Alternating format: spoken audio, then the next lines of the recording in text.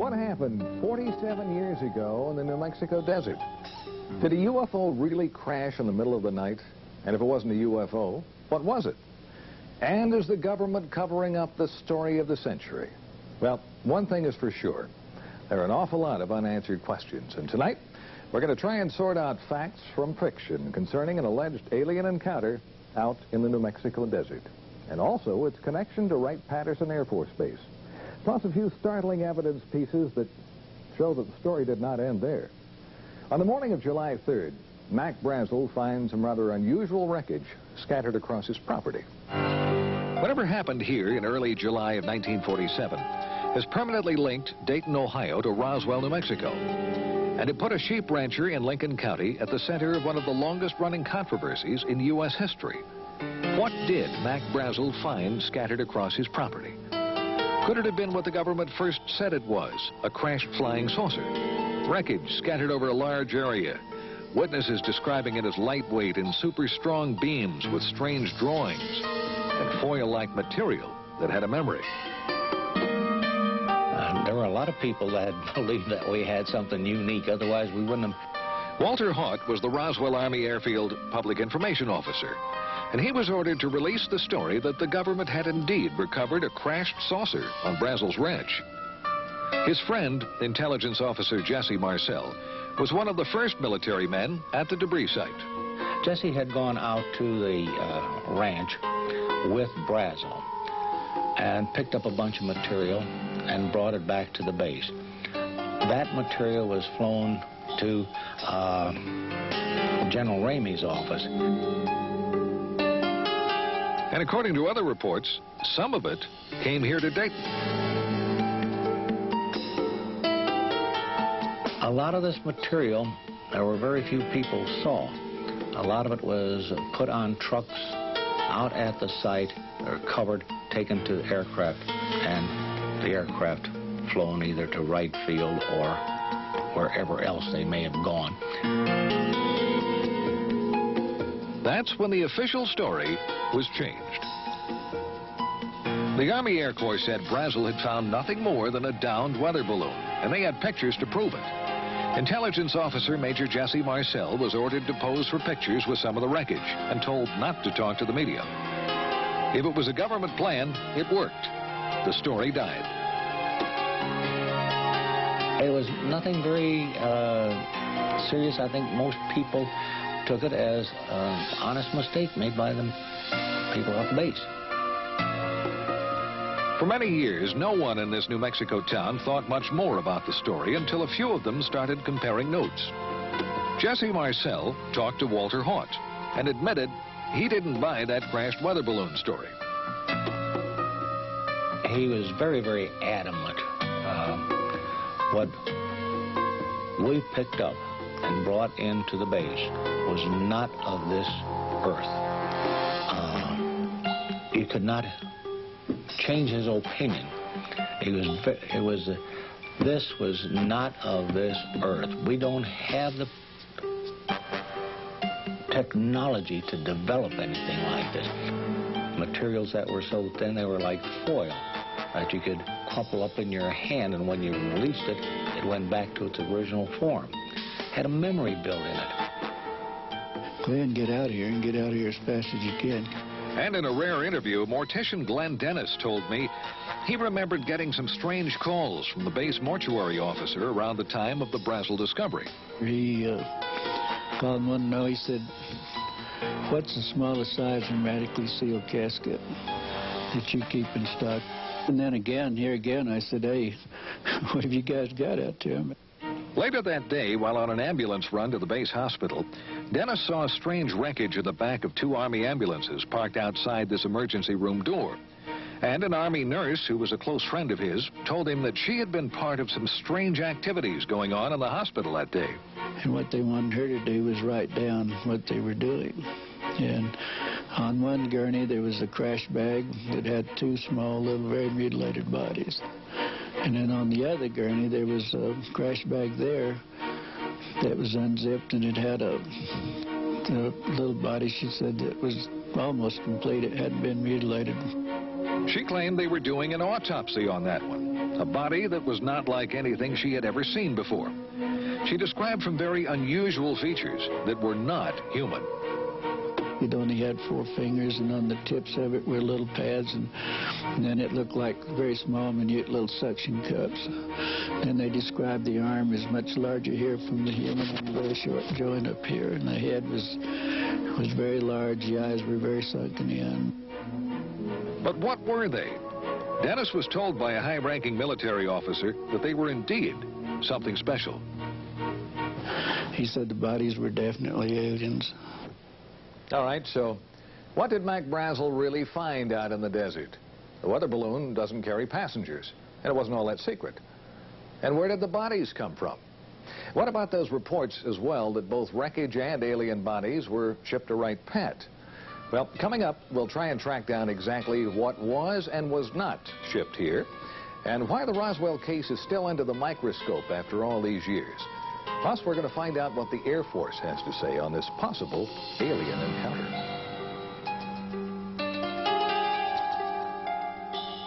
Again, it started attracting real attention around 1979, when some well-established researchers, including Stan Friedman, Bill Moore, Kevin Randle, and Don Schmitt, started to dig into the story. Witnesses talking about another crash site miles from the Brazel Ranch and alien bodies. Also, rumors of a Wright-Patt connection grew. This teletype from the FBI office in Dallas to the one in Cincinnati mentions a disc and balloon being sent to Wright Field for examination. And Army Air Corps pilot Pappy Henderson admits that he flew wreckage of a crashed saucer from Roswell to Dayton, and he tells a friend that he saw alien bodies. The question is today, 1994, where is the material? Where are the bodies? Certainly unique specimens would have been preserved. Authors and researchers Kevin Randle and Don Schmitt have just released the latest book on the Roswell case. And they told me witnesses have shed even more light on the story. We've talked about civilians and military who were there. We have over 50 sworn affidavits all attesting to personal involvement in this case. And more than one witness has mentioned government cover-up. The Provost Marshal Edwin Easley now, who mentioned over and over again that I'm still sworn to secrecy, yet before he died, he acknowledged his involvement, the bodies, and that the President, whether personally or indirectly, had asked them to cooperate and never to say a word about this. And about that Wright-Patt connection? We have first-hand testimony that there were 2 separate body flights that went out early morning of July 6th, sometime between 2 and 3 in the morning. That there were 2 flights, one went on to Andrews Air Force Base in Washington, D.C. And we can only imagine who may have been interested in possibly seeing the contents within the bomb bay. And the other flight went on to Wright Field. All right, some amazing allegations as to what might have been shipped to Wright-Patt following the crash at Roswell. Well, recently we went on base to try and find some evidence to back up the witness statements and also try and prove or disprove the allegations and also some long-standing rumors. We got some answers and a few surprises.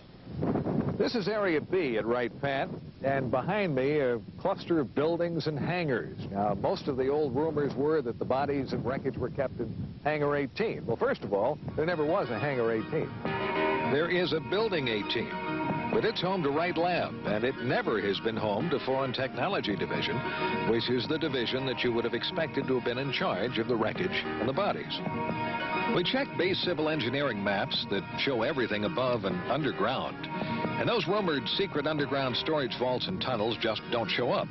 But a recent article in Far Out magazine claims Building 620, that's the avionics lab up on the hill, has access to secret vaults through a tunnel under the auditorium. So, using the map in the magazine, we found a tunnel. And here it is. Sources confirm it's the only tunnel under that building. We found no vaults of any kind, plus the building wasn't built until the mid-60s. So, what happened to the wreckage from Roswell? Well, the Air Force agreed for the first time to talk about it. Had there been in an exclusive one-on-one interview with a man who heads this sprawling complex known as the Air Force Foreign Aerospace Science and Technology Center, we got some surprising answers. The obvious first question: were alien bodies and wreckage recovered from a crash at Roswell, and were they brought to Wright-Patt? We've extensively researched that, kind of hoping that we might find after all these years that really there was some thread of truth. and we've had no success at all. And I know today there are no such vehicles or bodies on the base. If they were. If we're to believe that Roswell was nothing more than a weather balloon crash, why would it have been brought here in the first place? If it was easily identified as a weather balloon, probably it wouldn't have been.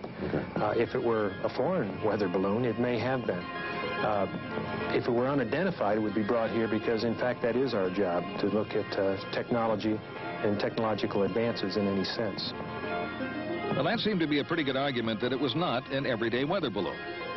And if it wasn't alien bodies in a UFO, what was it? Extensive research here, we found just no indication at all of any kind of incident at Roswell. I mean, we have nothing on record for that investigation. But we did learn that there was a Roswell file in one base office. Meet Colonel Hector Quintanilla. He was the last director of the Air Force's Project Blue Book. There was a folder. Okay. A folder about as big as this, with newspaper accounts of what transpired out at the ranch or wherever it was. But there was no formal correspondence that I could find with regards to Roswell. He told me Blue Book's evaluation of the case was it was nothing more than a balloon, and that's the end of it. But interestingly enough, a search of other Air Force documents failed to turn up any reference to Roswell in any form. We can't find an advantage to keeping such a thing a secret. We think that probably what happened is that there wasn't anything significant from the Roswell incident, if in fact it was evaluated here. Consequently, if there was either no report or the report was of no significance, so it was destroyed. And he added, nothing like aliens or a UFO could have arrived at Wright-Pat without somebody knowing about it and eventually talking. Almost impossible to keep something that fantastic a secret, specifically within the intelligence community, and particularly from the organization that's supposed to evaluate that sort of thing. Secret. We've heard that word a lot tonight. Well, coming up, we've got some new evidence that may well explain what at least some of that wreckage from Roswell really was, and why it came here, and why the government chose to keep it a secret. We'll be back.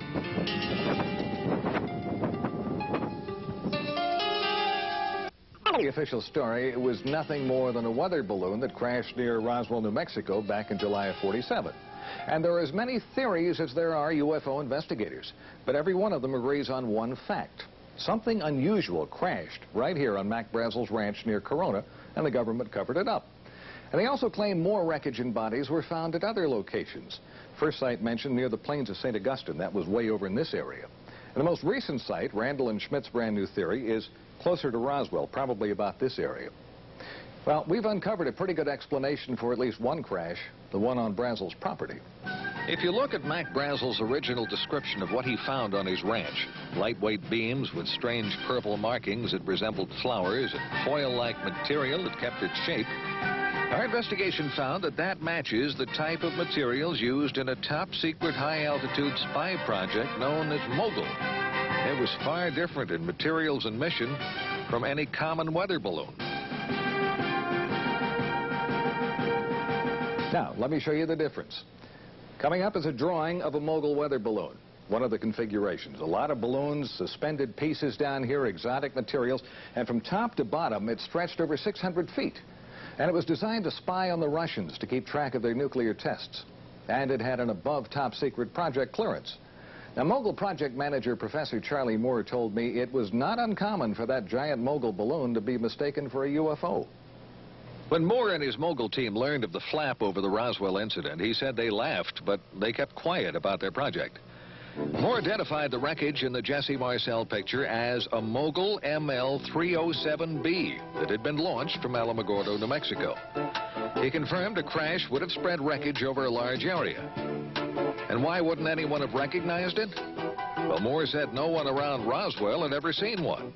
Moore was even cleared to know about Mogul flights. And that's probably why the wreckage was sent to Wright-Pat. Now, there's one more twist that tends to back up the Mogul theory. The former top man with Project Mogul, Colonel Marcellus Duffy, was at Wright-Pat when the Roswell wreckage arrived. He recognized it, but that story never got out. According to another former Mogul officer, retired Air Force Colonel Albert Trukowski, Colonel Duffy could not talk about it because of the secrecy. So, if it was a giant Mogul spy in the sky that went down on Brazel's ranch, something else must have crashed nearby, something with small passengers. Mogul officials can't explain that. Well, more than a few witnesses claim they saw bodies. Like a man identified as a former Air Force physician who related what an intelligence officer told him about strange bodies and a Wright-Pat connection. The beings on that spacecraft, he relates, were not anything that he could identify from our planet. They did not appear like any human being he'd ever see, but they were obviously not anything else. They obviously were living human beings, and some of them were injured, most of them were dead. They were taken by he and a number of other individuals to Wright-Patterson Air Force Base at that particular point in time, and he said they were put there for later evaluation, identification, examination by the Air Force and by the military. Now, when we come back, possibly the first physical evidence that more than just wreckage from a top-secret project came to Wright-Pat. Plus some pictures that could prove UFOs are real. Well, we've had great photographic proof for years. The question is the resistance to accepting it as being proof. Brown Hospital on the grounds of the VA Medical Center in Dayton. And up until a few years ago, it was a very active hospital. And on the 3rd floor of this building, there was the dental lab. In that lab, a dental technician. We'll call him Jack Schmitt. And as Jack told the story to Len Stringfield, it was on a Thursday. He remembers the day quite well because Thursdays were normally very quiet days here at the VA Medical Center. And 2 men he identified as officers from Wright-Patterson Air Force Base brought him a model, an impression of a lower jawbone. They wanted a working model made. He was to keep no records, and the mold he created to make the model was broken and thrown in the trash as the Air Force officers left. Smith retrieved the broken mold pieces and put them back together at home, and he made his own model. He said he knew this just wasn't human. Few have ever seen it, and those that have can't identify it. An article in Len Stringfield's new book quotes certified dental technician Bruce Phillips as saying it's not like anything he'd come across in his 20 years in the business. The teeth are flat, no cutting surfaces. The shape of the jaw is different from humans, and the arch is much deeper. If it isn't identifiable as animal or human by people who should know, what is it? Could this finally be the first hard evidence the Air Force was indeed doing tests on alien bodies out at Wright-Pat? Jack Smith says the jawbone model was made in 1979. And if you compare the shape of the jaw in the model with the shape of the jaw in this computer drawing of an alien, it's almost a perfect match. Some sources claim the drawing was part of a government UFO briefing in 1978, same time frame, and was based on photos from Wright-Pat. Now, the Air Force tells us they have no records of any alien picture or the briefing. No comments yet on the jawbone. For believers, this is more evidence that something is going on, and the government really doesn't want to talk about it. But are models and pictures enough to finally prove that UFOs and aliens are real? Well, we've had great photographic proof for years. The question is the resistance to accepting it as being proof. Dr. Bruce Maccabee is one of the most respected experts in the field of photoanalysis. And Bruce says some pictures taken near Gulf Breeze, Florida back in January by Ed Walters would have been pretty tough to fake. The first picture shows an unidentified object with an F-15 closing in. The next shows the plane flying by the object. Here you have a situation where the airplane actually got in between the camera and the object. Walters claims the plane made a U-turn and the object flew away at high speed. Maccabee showed me videos of other sightings around Gulf Breeze at around the same time, and they were ones that were hard, if not impossible, to explain.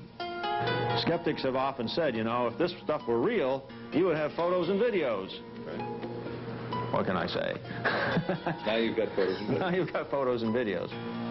It's interesting to note the Air Force has never said that UFOs don't exist. Was this a break in a curtain of secrecy surrounding the real UFO story? Has the government really been covering up the story of the century? It all comes down to what you believe. And as in the past, it remains the controversy that won't die. And whether the evidence connecting Wright-Pat to the UFO phenomena is accurate or not, the base is forever a part of that legend. I'm Carl Day.